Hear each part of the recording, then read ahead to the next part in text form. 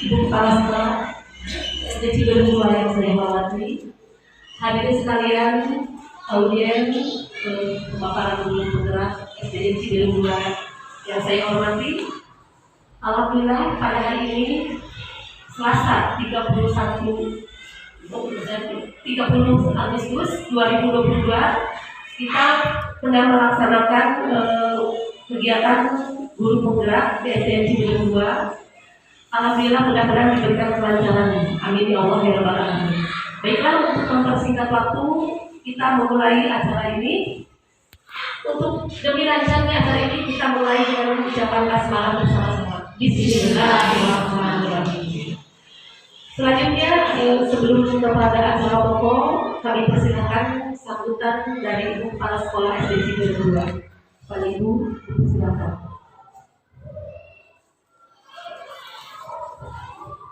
Bismillahirrahmanirrahim. Assalamualaikum warahmatullahi wabarakatuh. Waalaikumsalam warahmatullahi wabarakatuh. Yang saya hormati dan saya banggakan Bapak Guru SDN Ciberua.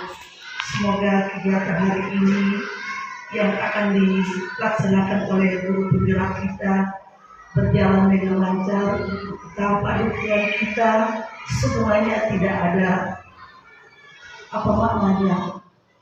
Jadi kita mendukung apa yang akan disampaikan oleh kita.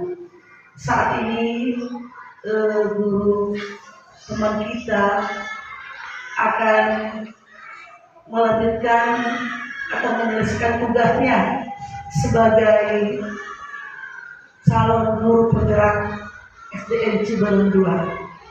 Semoga apa yang dia dapatkan di tempat pendidikan membawa hasil bagi kita. Seminar hari ini dengan judul penerapan budaya positif di sekolah sebagai wujud aksi nyata calon guru penggerak.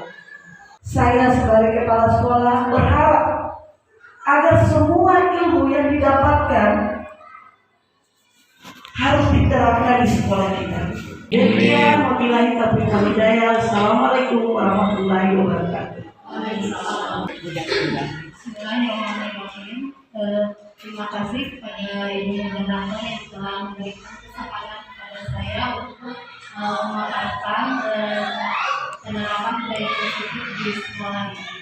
Pertama-tama marilah kita panjatkan puji dan syukur kehadirat Allah Subhanahu wa Ta'ala bahwa dalam kesempatan ini kita bisa berkumpul dalam keadaan semangat walafiat.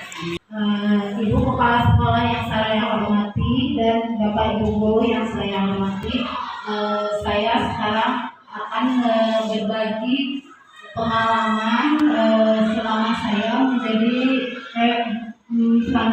pendidikan guru penggerak setelah 2,5 bulan ya. Penerapan budaya positif di sekolah sebagai wujud aksi nyata. Nah, di sini budaya positif adalah nilai-nilai, keyakinan dan kebiasaan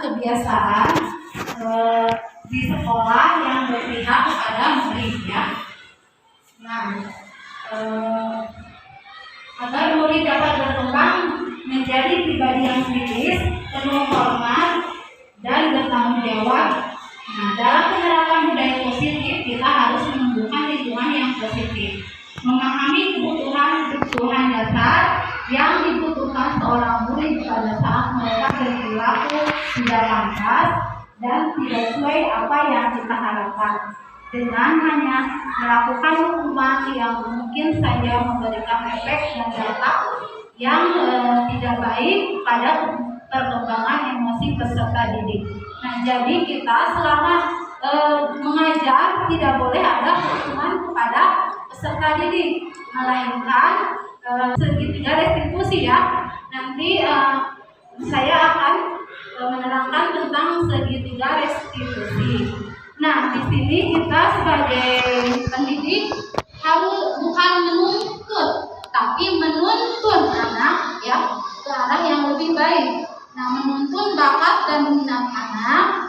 Nah, seperti contohnya anak yang suka dengan kesenian, kita pun dia untuk belajar kesenian kesenian sampai dia berhasil gitu ya. Jadi kalau dulu kan kita menuntut anak supaya dia bisa keinginan kita sendiri. Sekarang kita harus menuntun anak, bakat minat anak gitu ya. Ini positif dan nilai-nilai kebajikan universal. Kedua, teori motivasi, hukuman dan penghargaan restitusi. Tiga, keyakinan kelas. Yang keempat, kebutuhan dasar manusia dan dunia berkualitas. Lima posisi kontrol, dan yang terakhir segitiga restitusi.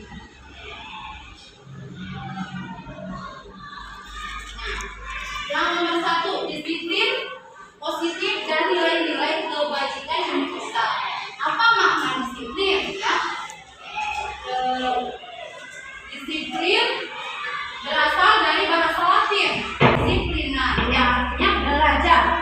Nah, disiplin positif adalah proses pembelajaran. Disiplin positif merupakan salah satu cara penerapan disiplin yang bertujuan untuk menumbuhkan kesadaran serta memberdayakan anak untuk melakukan sesuatu tanpa sogokan, ancaman, atau hukuman. Nah, dalam penerapan disiplin positif, anak diajarkan untuk memahami konsekuensi dari perilaku mereka. Selain itu, disiplin positif juga mengajarkan anak tanggung jawab serta rasa hormat dalam berinteraksi dengan lingkungan. Nah, disiplin di sini kita harus menerapkan disiplin di kelas. Tetapi kalau ada yang melanggar, tidak boleh menghukumnya ya. Jadi disiplin di sini kita harus menyadarkan kepada siswa bahwa seperti contohnya di kelas banyak sampah. Nah, menyadarkan kepada siswa bahwa sampah, kalau ada sampah di kelas, gimana kelihatannya? Jangan tidak. Nah, kalau mereka ingin nyaman, berarti mereka sadar sendiri untuk memungut sampah. Contohnya ya. Jadi disiplin di sini bukan ancaman, sogokan, atau hukuman, tetapi menyadarkan kepada seorang anak. Nilai ini yang masih nomor 1 ya, nilai-nilai kebajikan universal. Nilai-nilai kebajikan adalah sifat-sifat positif manusia yang merupakan tujuan mulia yang ingin dicapai setiap individu. Nilai-nilai tersebut bersifat universal dan lintas bahasa, suku bangsa, agama maupun latar belakang. Adapun nilai-nilai kebajikan yang ingin dicapai oleh setiap anak Indonesia kita kenal dengan profil pelajar Pancasila. Nah, profil pelajar Pancasila ini ada 6 ya. 1, beriman bertakwa kepada Tuhan Yang Maha Esa dan berakhlak mulia. 2, mandiri. 3, bernalar kritis. 4, berkesinambungan global. 5, bergotong royong. Dan 6, kreatif. Yang kedua ada teori motivasi, hukuman, penghargaan, dan restitusi. Nah, teori motivasi ini ada 2, motivasi eksternal dan motivasi internal. Kemudian yang kedua masih motivasi eksternal. Tadi yang pertama itu motivasi yang terendah ya, eksternal yang terendah. Kemudian yang kedua itu untuk mendapatkan imbalan dari orang lain. Nah, ini masih bukan dari dalam diri sendiri, tapi masih dibuat ya. Kemudian di situ ada apa yang akan saya dapatkan apabila saya melakukan. Jadi mereka ingin mendapat imbalan ya. Kemudian yang ketiga itu ada motivasi internal. Nah, ini tujuannya disiplin positif. Nah, motivasi internal ini untuk menghargai diri sendiri. Jadi ini datang dari diri sendiri ya. Seperti apa ininya, pertanyaannya, saya akan menjadi orang yang seperti apa apabila saya melakukannya. Nah, di situ kan kayak tadi contohnya, kalau ada sampah pungut. Nah, pasti akhirnya itu kelas kita akan nyaman, datang dari diri sendiri ya.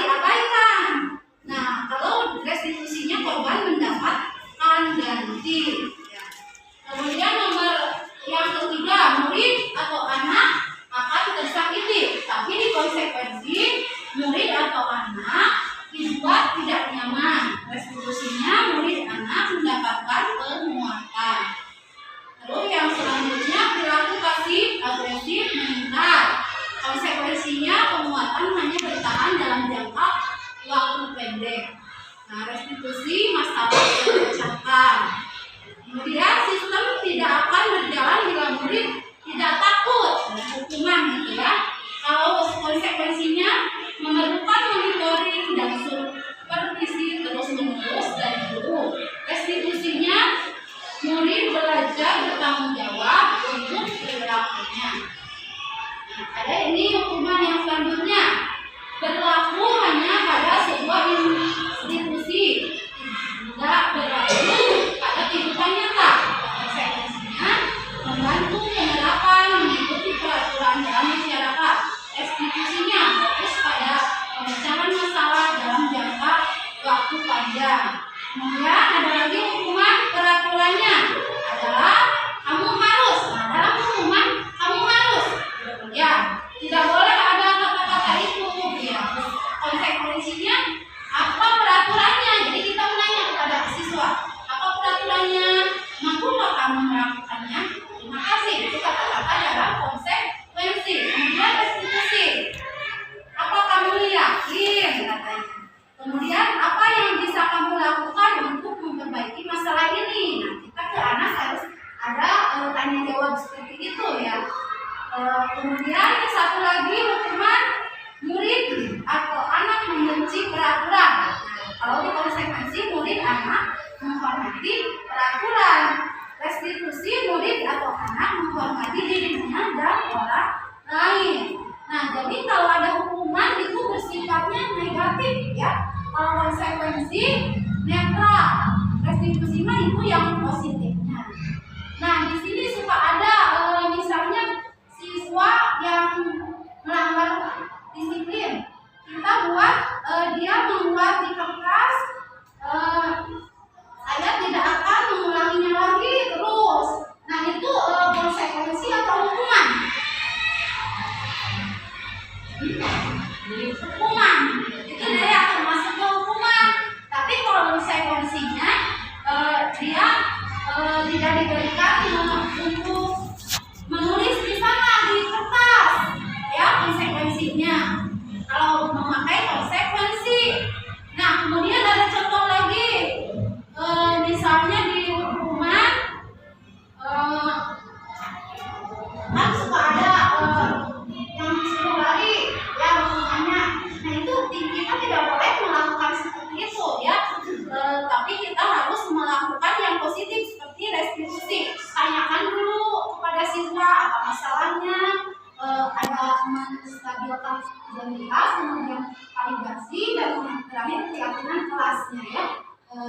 Itu untuk hukuman ya. Jadi nggak boleh ada hukuman.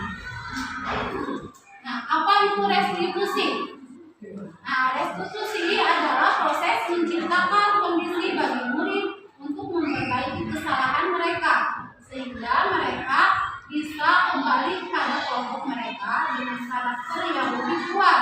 Restitusi juga merupakan proses kolaboratif yang mengajarkan murid untuk mencari solusi untuk masalah mereka dan membantu murid berpikir tenang orang seperti apa yang mereka ingin menjadi tujuan mulia atau tujuan mulia, dan bagaimana mereka harus memperlakukan orang lain. Nah, di restitusi ini ya kita itu kalau ada hukuman melanggar ya, kita menggunakan sehingga restitusi. Nanti ada saya akan paparkan lagi sedikit restitusi. Nah, 9 ciri-ciri restitusi. Di sini ada 1, bukan menembus kesalahan, namun untuk belajar dari kesalahan. Yang kedua, memperbaiki hubungan. Yang ketiga, tawaran bukan paksaan.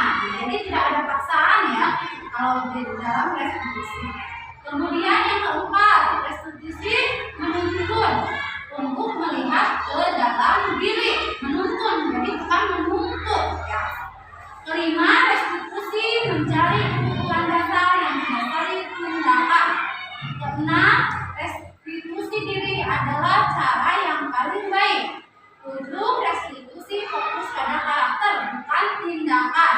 Karakter anak yang bagaimana kita jadi harus tahu karakter anaknya dulu. Kemudian 8, restitusi fokus pada solusi. Harus ada solusi anak melanggar disiplin itu. Nah, kemudian yang terakhir, restitusi mengembalikan murid yang berbuat salah pada kelompoknya. Kemudian yang ketiga, keyakinan kelas. Sebagai langkah awal penerapan budaya positif bisa dimulai dengan membuat kesepakatan kelas atau keyakinan kelas. Dalam pelaksanaannya, kesepakatan kelas atau keyakinan kelas ini harus melibatkan peserta didik menurut dosen tahun 1998. Keyakinan kelas merupakan suatu yang dapat diterapkan di lingkungan kelas.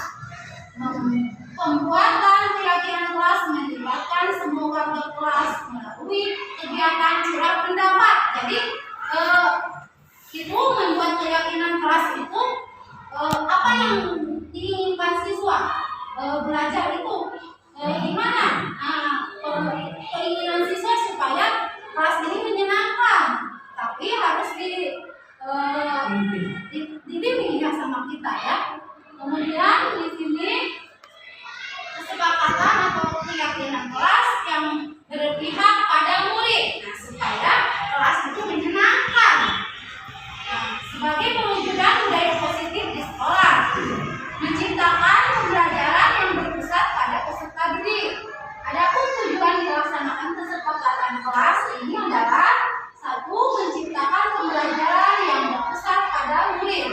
2. Memunculkan keterlibatan murid dalam menentukan kelas yang diinginkan, sehingga murid lebih bertanggung jawab akan keputusan yang mereka buat bersama-sama. Yang terakhir, menumbuhkan komunikasi efektif antara murid dan guru. Jadi sebelum kita belajar atau mengajar ya, kita harus buat dulu keyakinan kelas. Nah, saya sudah membuat ini bersama siswa. Keyakinan kelasnya apa?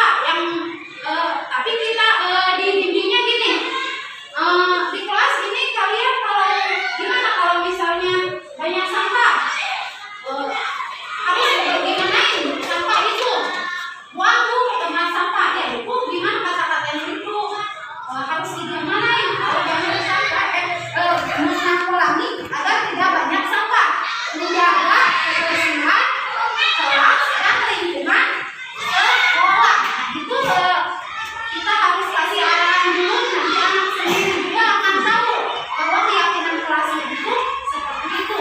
Kemudian ada mahasiswa yang terlambat masuk kelas. Nah itu apa? Kan kalau peraturan itu tidak boleh ada kata tidak boleh ya, tidak boleh datang terlambat. Itu salah ya.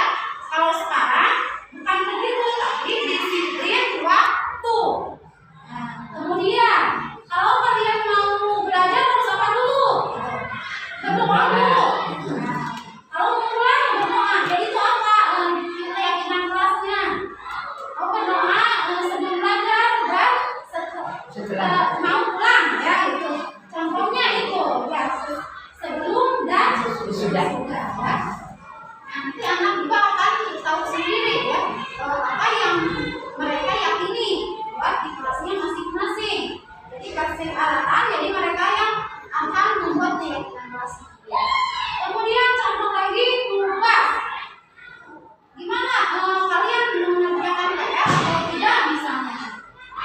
Harus dikerjakan tidak? Harus bu. Nah itu keyakinan kelasnya gimana? Mengerjakan tugas bersungguh-sungguh atau mengerjakan tugas tepat waktu. Jadi tidak boleh ada larangan, tidak boleh buang sampah sembarangan, itu tidak boleh ada kata. Kemudian dilarang mencoret-coret tembok. Nah itu mencoret-coret tembok termasuk ke dalam menjaga lingkungan kelas ya, dan sekolah. Nah ini ada peraturan yang berfungsi peraturan dan keyakinan kelas. Peraturannya selalu kembalikan buku ke tempatnya. Nah, itu ya selalu kembalikan buku ke tempatnya. Tapi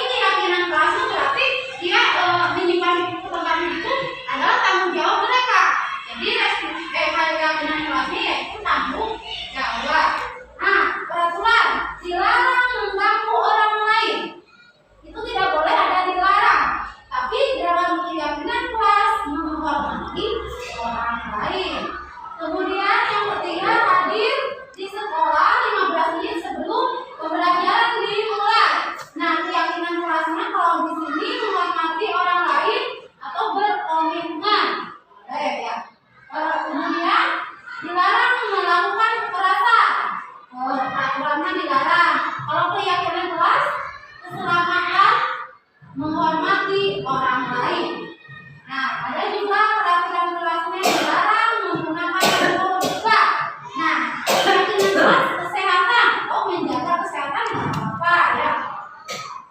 Yang selanjutnya bergantian atau menunggu giliran. Keyakinan kelasnya menghormati orang lain atau bersabar. Selanjutnya gunakan masker. Nah, keyakinan kelasnya kesehatan dan keselamatan. Kemudian yang terakhir, jangan berlari di kelas atau koridor. Keyakinan kelasnya keselamatan dan keamanan. Ya, jadi tidak boleh ada larangan. Nah, kemudian yang keempat, kebutuhan dasar manusia. Kebutuhan dasar manusia yaitu satu, bertahan hidup, kedua, kasih sayang dan rasa diterima, ketiga, kesenangan, keempat, penguasaan, dan kelima, kebebasan. Jadi siswa itu membutuhkan kasih sayang dari kita ya. Ini yang kelima ada posisi kontrol. Ada 5 posisi kontrol. Satu, menghukum, membuat orang merasa bersalah, teman, pemantau, dan manajer. Nah, di sini ada motivasi guru kedua. Menghukum, kalau tidak menghukum, menghabis, menunjuk, menyakiti, menyidik. Kalau di dalam menghukum. Kemudian kalau membuat orang merasa bersalah, berceramah, dan mengatakan seharusnya. Terus ada kata-kata itu kecewa, itu membuat orang merasa bersalah. Kalau kita ajak mereka berteman, gitu ya, mereka menghubungkan kita, anak itu di sini ada membuatkan alasan-alasan yang sulit. Kenapa kamu datang terlambat? Apa alasannya? Ya. Kemudian yang memantau, menghitung, dan mengukur. Kemudian manajer mengajukan pertanyaan-pertanyaan. Kemudian ada motivasinya, guru berkata ini. Dalam menghukum, kalau kamu tidak melakukan, awas ya, rasakan.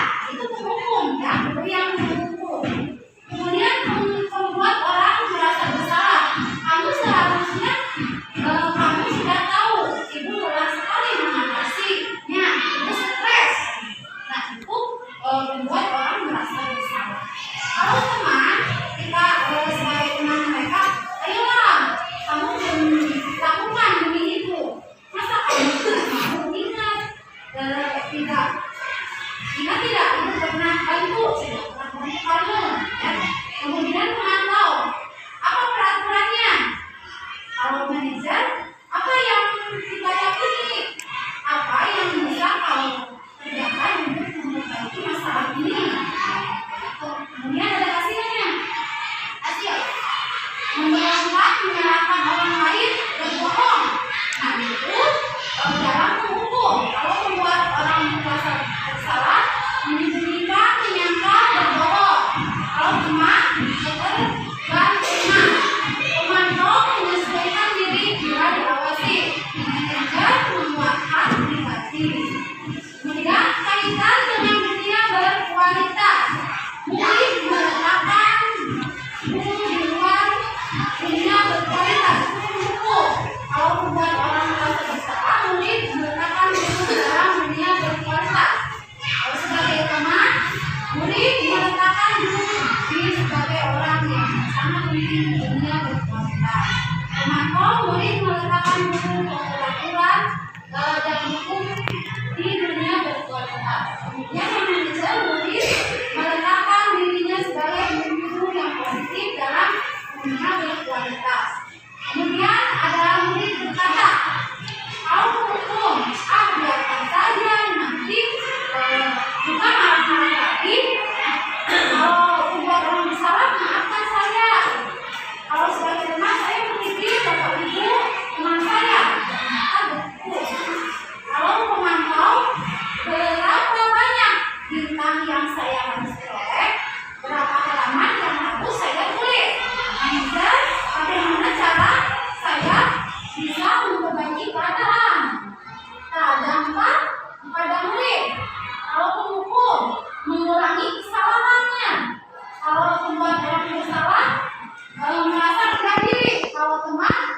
lebih lemah, tidak mandiri atau tergantung.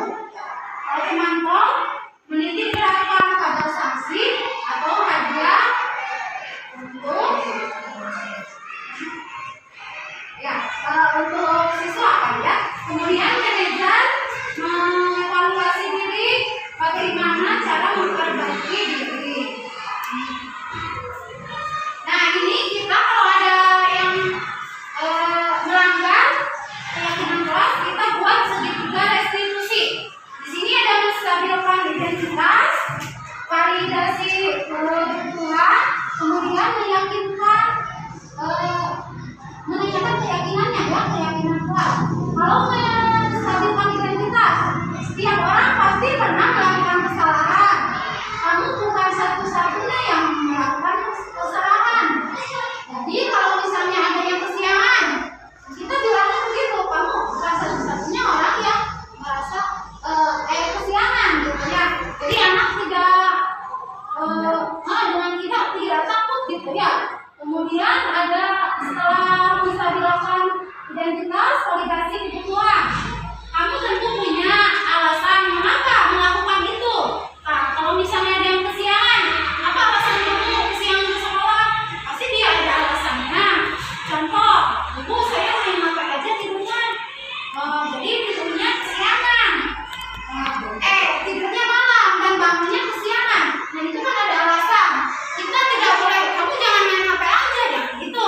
Tapi kamu boleh main HP. Tapi kamu tahu waktu. Tidur jangan terlalu malam. Jadi jangan ada kata tidak bolehnya ya. Kemudian validasi, ada satu lagi, adakah cara yang lebih efektif untuk mendapatkan apa yang kamu butuhkan? Apa yang butuhnya? Tanyakan kepada siswa. Kemudian menanyakan keyakinan kelas. Nilai-nilai apa yang telah kita sepakati pada siswa itu? Apakah kamu sudah melanggar keyakinan kelas? Iya, Bu, kan dia sudah sendiri. Saya melanggar keyakinan kelas disiplin waktu. Pasti nanti ada contohnya. Kemudian kamu ingin menjadi orang yang seperti apa? Terus mereka nanti saya tidak akan melakukannya lagi, Bu. Ya.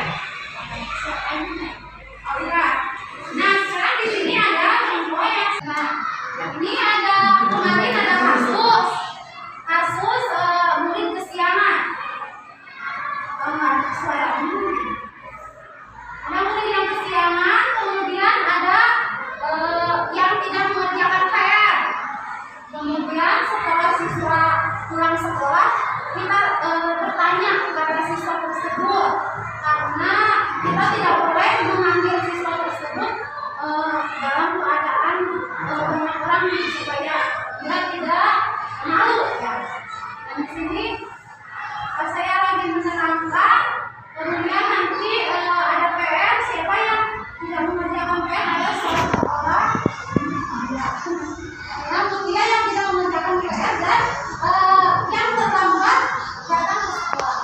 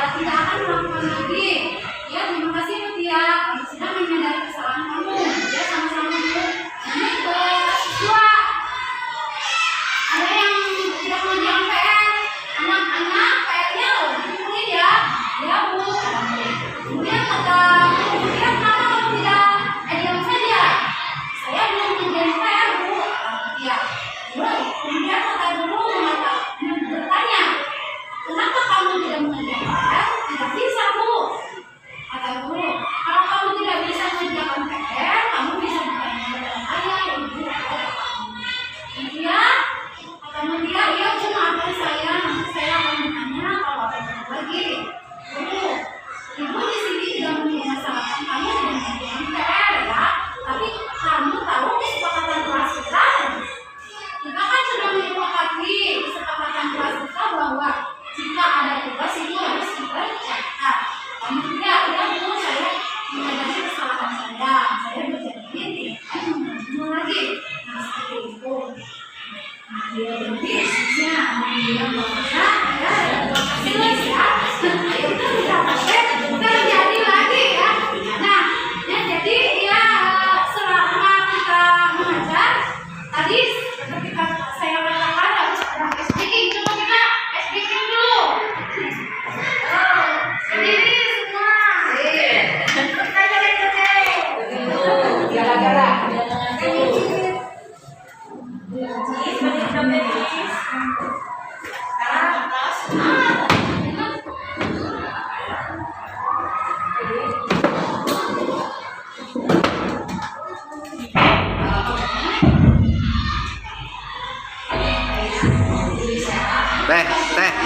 Teh. Cing.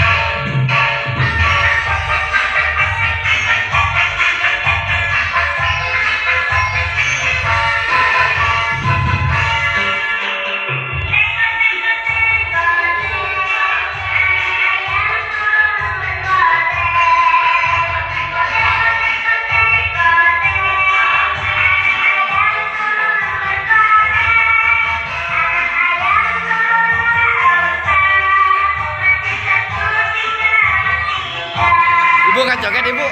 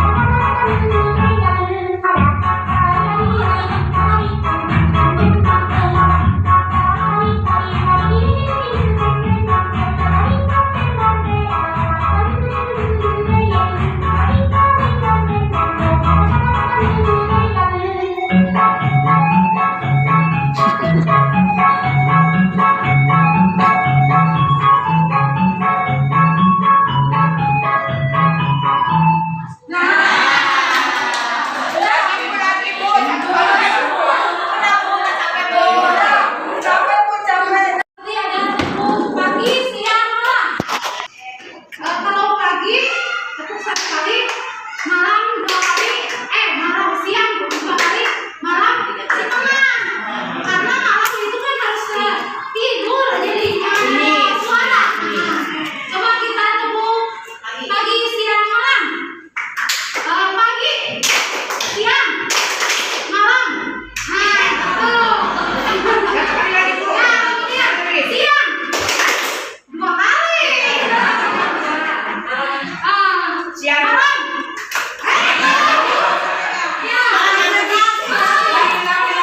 Pagi. Siang. Malam. Siang. Pagi. Malam. Mas,